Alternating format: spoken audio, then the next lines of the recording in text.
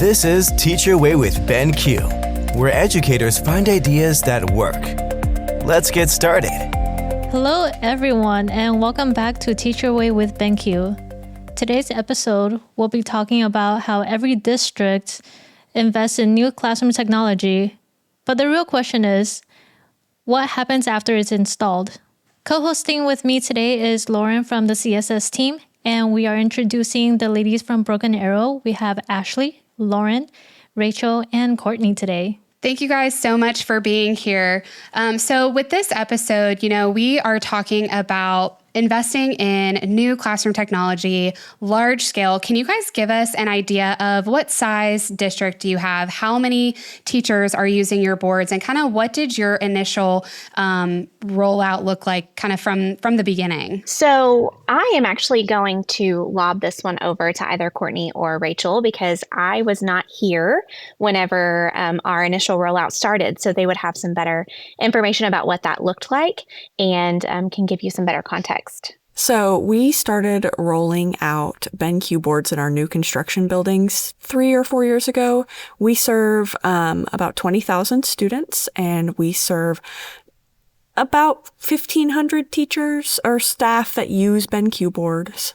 And so we started with a slow rollout, and then we very quickly went to a faster rollout by replacing entire grade levels at a time. Thank you so much for sharing that context. I mean, that is a lot of teachers. And for those of you that may not know, Broken Arrow is in Oklahoma.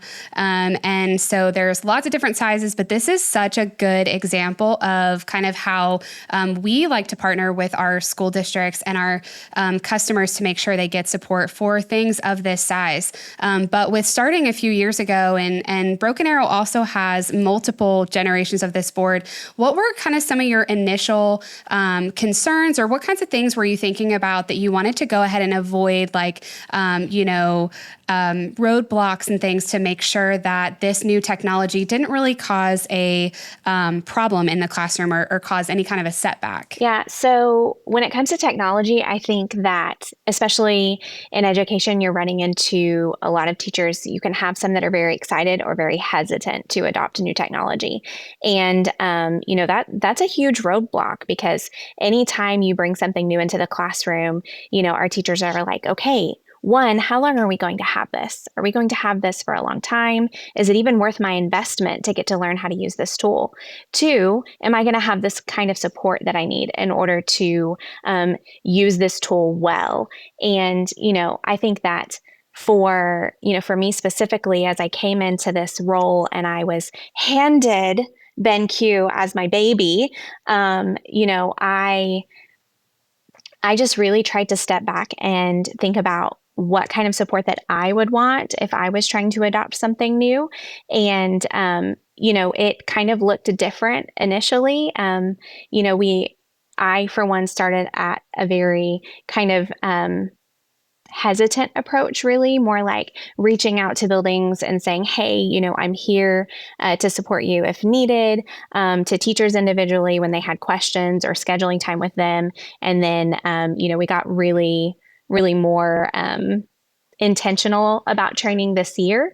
And that has been really good. One of the key things I think that led to Ashley becoming our first point of contact for BenQ training was a change from an IT push for training to an instructional push for training. Even I would say for districts that are adopting a new technology like this, making sure there's someone on your training team with an instructional background is key. That is such a good point, Rachel, because, with my team, I'm on the customer success team for BenQ, and we work with both the technology side, we work with the IT departments, but then we also work with the instructional departments. And then our ultimate goal is always enhancing that classroom instruction. But, the IT department is looking at a technology tool and they're looking for a benefit. They have their big vision goals that they're matching, but it really is that, where do we bridge the gap between just placing a new piece of technology like an interactive flat panel, to how is this technology now being utilized in the classroom to both enhance instruction, get students engaged, foster collaboration, creativity. So I love that you pointed that out, because that is something that's so important to us as well. That's why everyone on my team has an education background, because, that is essential to make sure that, this technology is not underutilized. So I love that that was something that your district prioritized. So Ashley, you mentioned that sometimes, teachers can be hesitant in adopting a new technology. And that's where for us, onboarding is really important moving forward. When we work with our teams, like we prioritize that. And I know that you guys have designed your elements and your onboarding very specific to the needs. And you guys have adapted and made adjustments based on how things have gone. So what did you guys do differently with your training that really helped with those teachers that were hesitant? And then thinking, recently, how have you adapted some of your training to kind of meet teachers that maybe have a different level of technology comfort? Right away, when I came into this role and was handed BenQ, I really took some time to start listening. What were you guys experiencing before I got to take the lead on this? How was your training? How do you feel about the tool? And I learned that, for one, these kind of big general trainings just don't work. Our teachers were feeling really disconnected. They were feeling some frustration with the tool itself because they didn't really know what it was capable of. And so right away, I really started working on guides. So, for things as simple as how to bind your NFC card. When you are working in education, that you've got teachers that have varying levels of competency, really, when it comes to technology and comfortability. And so we really wanted to make sure that, even from the smallest things, if someone had a question, we could send them a guide and say, okay, this is how you do it. And I was really lucky to come into a team that was already really, really good at creating step-by-step guides for teachers. And so I was able to learn a lot from them because they had already kind of walked that path and take, the template, for lack of a better word, and move forward and be able to support our teachers with their BenQs. From there, we created an online resource, and we call it the BenQ dashboard. It's hosted on Canvas, which is our LMS, and it has all of our videos, guides. It has a frequently asked questions area, and just, kind of all that they need to be able to find the information on their own. With that being said, we do still get a lot of emails where teachers are asking for specific things. And that's where, we get to have those one-on-one meetings with them, or, we can, if we have a guide for it, we can send the guide over and just say, hey, let me know if you have additional questions. And so, that really kind of led into a desire for us to be certified trainers. And so there are 3 members of our team, me, Lauren, and Rachel, who are BenQ certified trainers. And from that, we were able to develop a really solid training for our teachers, and had the privilege of training every teacher in our district this fall. So all 31 sites had plan time trainings. This fall, it was crazy and great. That is incredible that your whole team was able to train that many campuses all in a short period of time to make sure that teachers felt comfortable and confident using their boards at the start of the school year. Like, that is amazing. And I love that you mentioned you created the BenQ dashboard with how-to guides. I think that really speaks to, it's so helpful to start simple and have resources that teachers can go through at their own pace. And it kind of gives them, that hands-on experience, whether they're looking at the guide at their board or y'all are coming in and working with them.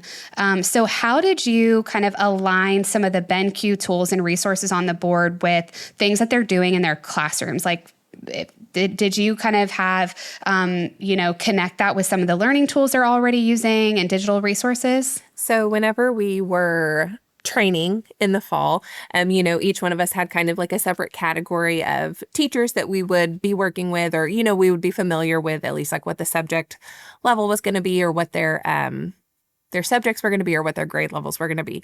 So whenever we were doing the certified trainer training and, developing this professional development, we were really able to like start honing in on, okay, so these particular tools within EZWrite or that the BenQ offers are going to be really helpful for, this set of teachers. Or because we are a Google district, the fact that we can just pull up Chrome or we can, split screen really quickly or import straight from our drive, that those feel like such easy wins for a lot of the teachers to be like, oh my gosh, okay, now I don't have to, go through these steps to do this. I didn't realize that I could do that with the board.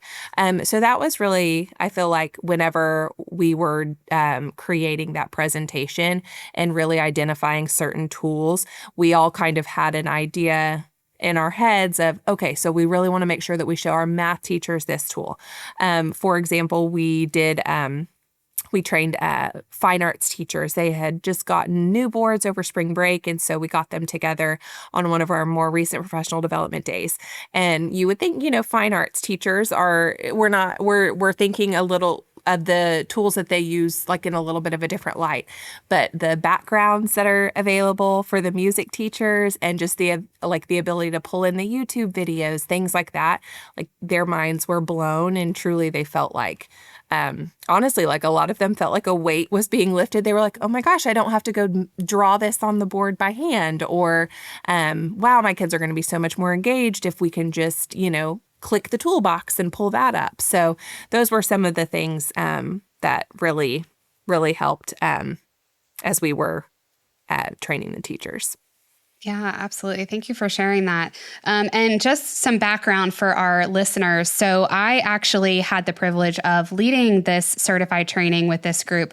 And y'all were so intentional about how you designed that training for your teachers. And, there is a big part of when you learn a new piece of technology, sometimes it's hard for it to be hands-on, especially if it's something like this and you have a group of teachers that all have to be in one room, but y'all did such a great job. They created a presentation that had elements built in that were very interactive, and it was highlighting, like Lauren just mentioned, about having content-specific resources. And you were just so intentional about making sure that the people in the room were connecting and that information was relevant to them. I can't tell you how many times I sat in teacher trainings as a teacher and I'm like, oh, well, this doesn't apply to me. And your presentation that you created, it did not allow for anyone to sit and say that because it was very intentional. And I imagine it went over very well, even though I didn't get to be there in person. But can you all speak to kind of the confidence level that you've started to see with your teachers since kind of doing those additional trainings? I can attest to elementary because I did the majority of my trainings with my 10 sites that I have. I will say that the teachers that were the most excited were my pre-K sites. They absolutely love the ability to have their littles come up and trace the letters and identify numbers. And we were able to show them how they can take the things that they have already created, like their morning meetings and being able to do attendance with click and drag, how they can still take the things that they have honed and really made perfect for their class, but be able to use it with this new technology in an even more innovative way. And I remember after training my ECCs, my early childhood schools, they were sending me, oh, look what I made. Look what I made on here. Look what I made on here. So much so that we started thinking about, well, what else could we make that would be amazing for teachers, that we've started sharing BenQ activities every single month that our team has designed for teachers to be able to use for Valentine's Day or different things like that.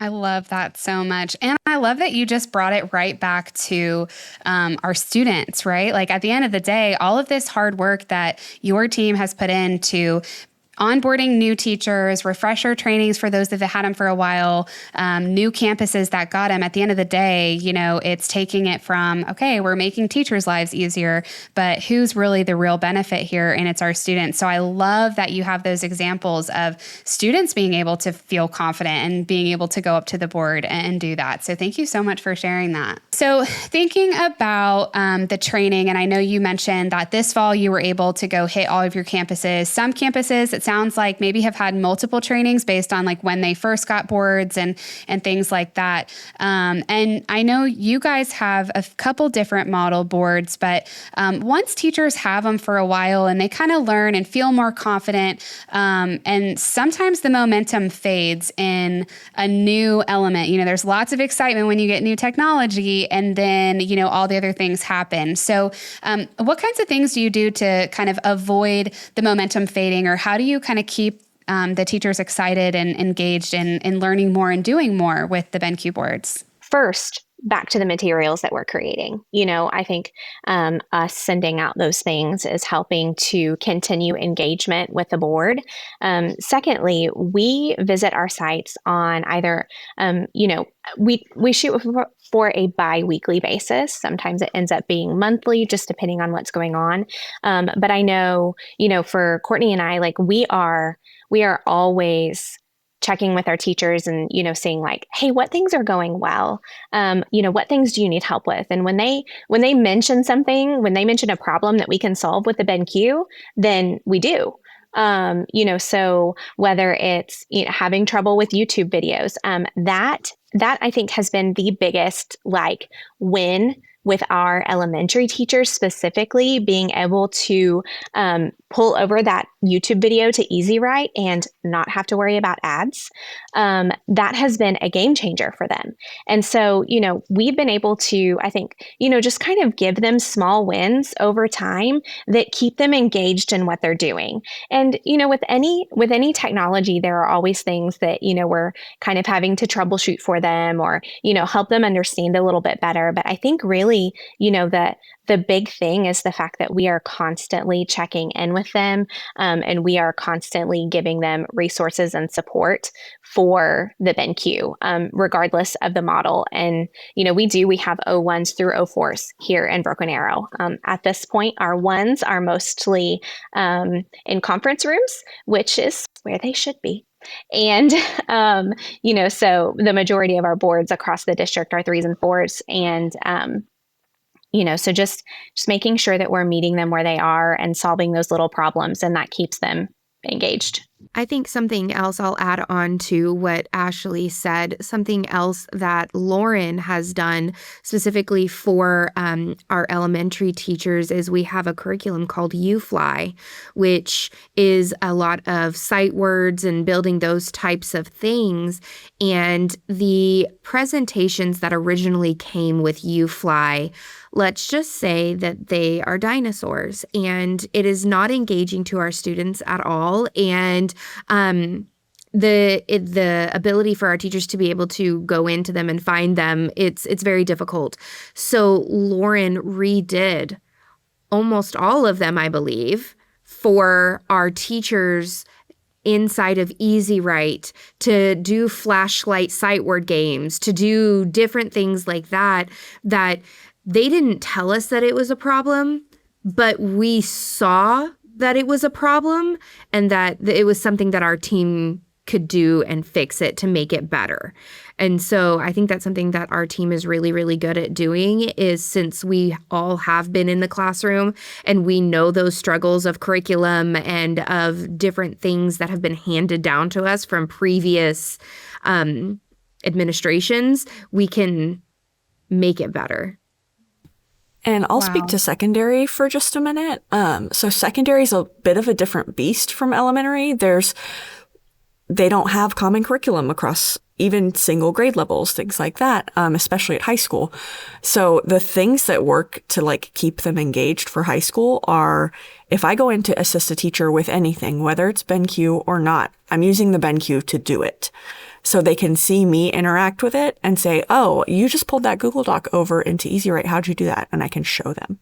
I also have a standing offer to our 2 largest high schools to all their department heads that if they need to fill 5, 10, 15 minutes in a training, I'll come train, and BenQ's my go-to for those things.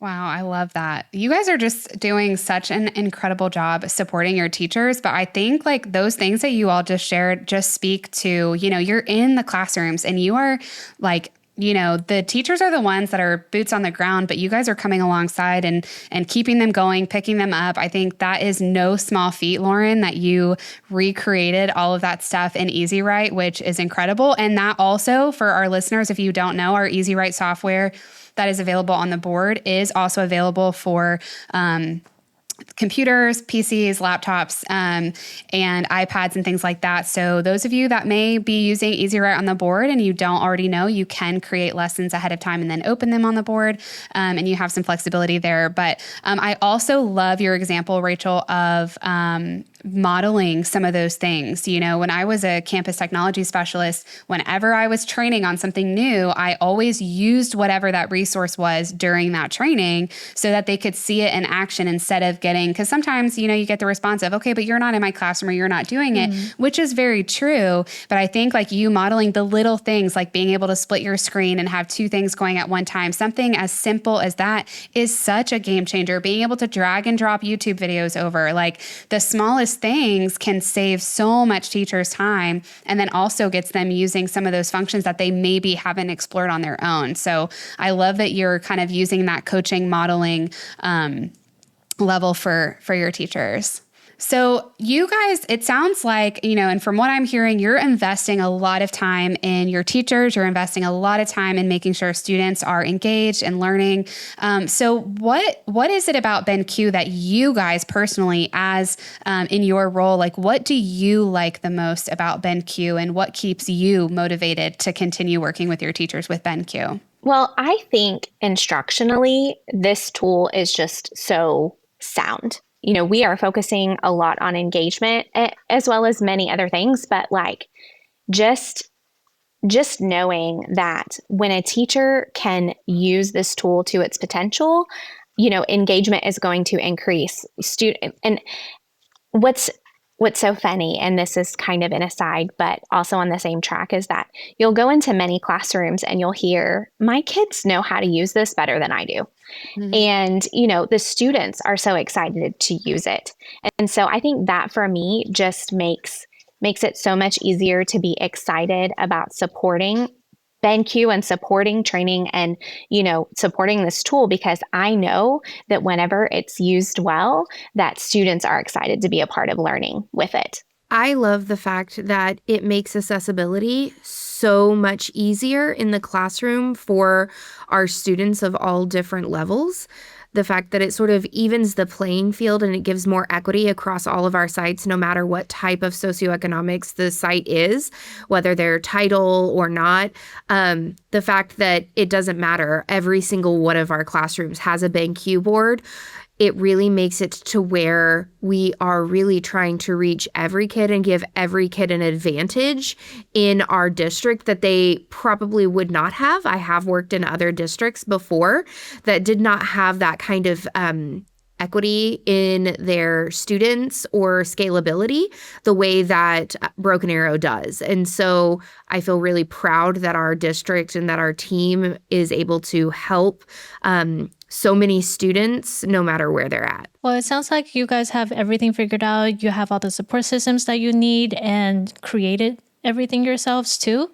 So if another district is about to roll out new tech and they're asking, now what would your advice be? What would you tell them? I think most importantly is before you think about implementing a new tool, have a plan for professional development. That to me is just the make it or break it whenever you're going to introduce something on a wide scale to a district. And so if someone were asking me specifically, hey, we're going to get BenQs, I would say, okay, let's work on a plan to make sure that your teachers are supported, because, without that, they just become glorified projectors. And that's not what we want. These tools can do so much. And, they're really just so underutilized without training and support. And so that would be my number one thing. I think that I would say know your audience as well. It's different if it's being rolled out to a business kind of company. If you're going to be putting it in classrooms where students are touching it and teachers are touching it, know what a classroom is like. Know what the struggles are that site is already having. So like knowing your audience, even the different sites within your district, know who you're going to and adjust accordingly. There will be times where we have had trainings where teachers will be like, okay, but I don't actually want to know that. I want to know this. And you have to be willing to be flexible and pivot when the beautiful plan that you painstakingly took time to create goes out the door, because that is not what they actually wanted from you. You need to meet them where they're at and the tools that they actually want to know how to do. Because the moment you do that, you gain their trust and they will ask for you to come back to learn the things that you might have originally wanted to show them. You have to really make sure that you build the trust with the people and the stakeholders that you're working with. And in that same vein that Courtney said, if you're going to make a big technology change, tell your teachers as soon as the decision is official. Don't have them show up for a new school year with brand new technology. And make sure your training plan is, like Ashley said, intentional. And intentional means understanding that teachers have limited time and that they need the necessities first and you can grow from there. It doesn't mean make sure every site has a 2-hour training that teachers have to leave classroom time to do. And I would say one final thing. My confidence in training teachers came from getting such fantastic training from BenQ. You know, when we were all had the opportunity to become certified trainers, I just have the knowledge base to be able to do all of the things that everyone else has mentioned. So like I have the ability, because I, am going in and knowing my audience, knowing kind of like what this teacher might think or how they might feel about having new technology put in their class and maybe not having the confidence. Because I have the confidence in using the tool, I'm able to really meet that teacher exactly where he or she is. And so I would also throw that in there as one of the reasons and one of the reasons that we have been so successful with our training is because we have such confidence in this tool and we know it so well as well. Thank you so much. That was all great advice. I think our school districts that are listening, if they already have BenQs, they're probably already spinning their wheels on how they can adjust their training plans based on some of your advice. And those that may be listening, they're considering BenQ, just know that this is kind of the consistent support. I'll also throw in there, we've mentioned a couple times about the certified trainer, and which, this team is certified trained. My team, I'm the customer success team, and we do our training, our professional development. So we provide onboarding training, train the trainer training. You can be BenQ certified trainers. And so then you can go and train all your schools and other schools, in your district. But then also we have BenQ certified educators. So if maybe your school districts have had the boards for a while and you've got some power users that just want to get that next level training. We do have all of those options. Our team would love to talk with anyone who may be listening, and Broken Arrow, if y'all need refresher training, you have our support as well. But all of that information will be linked in the show notes also. So if you're considering reaching out about one of those training opportunities, just don't hesitate. And regardless of whether you've had the boards for a week, a month, or 10 years, you're stuck with us once you get BenQ.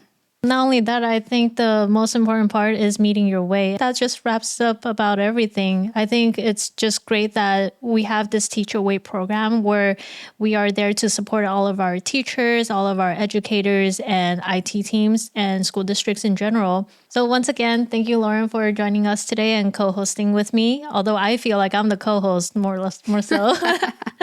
And of course, thank you to our Broken Arrow team. Thank you again, Lauren, Ashley, Rachel, and Courtney, for sharing all of your insights with us and sharing your successful launch and extended uses of the boards to maximize everything, including your teaching capabilities, and just sharing how your school has been adapting to the boards. As usual, please like, subscribe, and follow us for our next episode that will be coming out shortly. Thank you again. Thanks for joining us on Teach Your Way with BenQ. For more resources and teaching inspiration, visit us online at benqboard.com. Don't forget to follow the show so you never miss an episode.